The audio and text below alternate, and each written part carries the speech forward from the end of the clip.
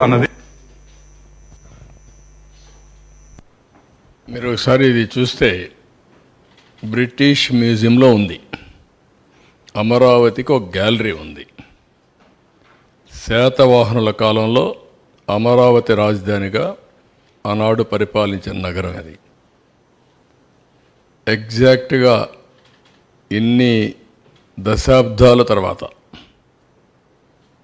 మళ్ళీ అమరావతి పేరు రావడం అది కోయిన్సిడెన్స్ కావచ్చు, కానీ ఓసారి చరిత్ర. దీంట్లో చాలా సెంటిమెంట్ కూడా ఉంది. రాష్ట్రం విభజన జరుగుతుందని ఎవరు ఊహించలేదు. మళ్ళీ ఇక్కడ రాజధాని పెడతామని ఊహించలేదు. మళ్ళీ శాతవాహనుల కాలం నాటి అమరావతి పేరు, నేను మొన్న కూడా చెప్పాను, నేను ఆ రాజధాని పేరు పెట్టాలనుకున్నప్పుడు రామోజీరావు గారు ఒక రీసెర్చ్ చేసి ఆయనకు ఈ రాష్ట్రం మీద ఉండే ప్రేమతో నాకు ఒక నోటు పంపించాడు. మీరు ఏ పేరంటే ఆ పేరు పెడతారేమో, మీరు ఆలోచించండి. ఇది ఒక చరిత్ర సృష్టించే నగరం కాబట్టి నేను కూడా పరిశోధన చేశాను. నాకుండే వనరులతో పరిశోధన చేసిన తర్వాత ఈ నగరానికి ఈ పేరు పెడితే చాలా బాగుంటుందని ఆయన ఒక సూచన చేశాడు.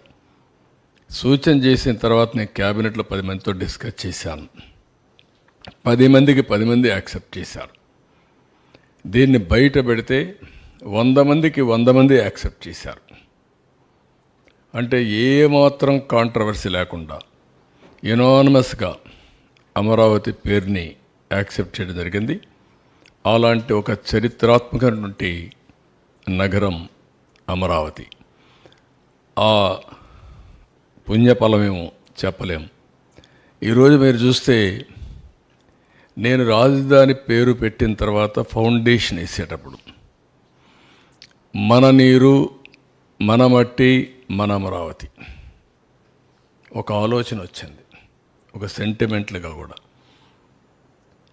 అన్ని గ్రామాల నుంచి, ప్రతి ఒక్క గ్రామంలో నుంచి ఆ గ్రామంలో ఉండే పవిత్రమైన మట్టిని, పవిత్రమైన నీళ్ళని, ఆ గ్రామాల్లో ఉండే దేవాలయాలు, అది హిందూ దేవాలయం కావచ్చు, మసీదు కావచ్చు, లేకపోతే చర్చ్ కావచ్చు, ఇంకొకటి కావచ్చు, ఏదైనా సరే అక్కడ పూజలు చేసి ఆ పూజల ఫలితంగా ఈ మట్టిని తీసుకొచ్చి అమరావతికి చేర్చారు పవిత్రమైన భావంతో.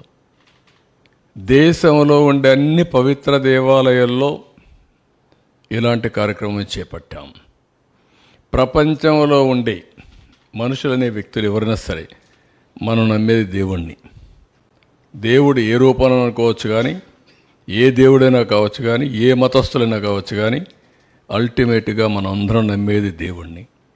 అలాంటి ప్రపంచంలో ఉండే అన్ని ప్రార్థనాలయాల్లో పవిత్రమైన మట్టిని, పవిత్రమైన నీరుని పూజలు చేసి తీసుకొచ్చారు.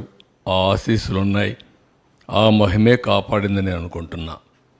ఇంకొక పక్కన మీరు ఒకసారి చూస్తే ప్రధానమంత్రి పార్లమెంటు సాక్షిగా యమునా నీటిని, పార్లమెంటు యొక్క పవిత్రమైన మట్టిని తీసుకొచ్చి, ఈ పార్లమెంటు అంటే ఈ మట్టిని మీరు ఒక ఆయన చెప్తూ, పార్లమెంటు పూర్తిగా సహకారం ఉంటుంది అమరావతికి, చట్టాలను చేసి దేశానికే చట్టాలు నిర్మించే పార్లమెంటు కూడా మీకు అండగా ఉంటుందని ప్రధానమంత్రి గారు చెప్పడం, అదే మాదిరిగా ఆ తర్వాత జరిగిన కార్యక్రమాలను మీరు చూస్తే ఆయనే ఫౌండేషన్ వేయడం, ఇది ఒక చరిత్ర.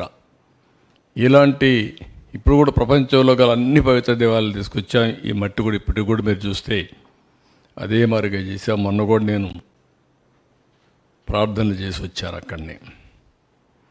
ఎవరు కూడా అక్కడవన్నీ రోడ్లో ఉండే మట్టి కూడా దూకొనిపోయారు, కానీ ఈ మట్టిని తాకలేకపోయారు. అదొక గొప్ప విశిష్టత, పవిత్రత. నెక్స్ట్, ఈరోజు చాలామంది అడుగుతూ ఉంటారు, వై అమరావతి అలోనని. విభజన జరిగింది.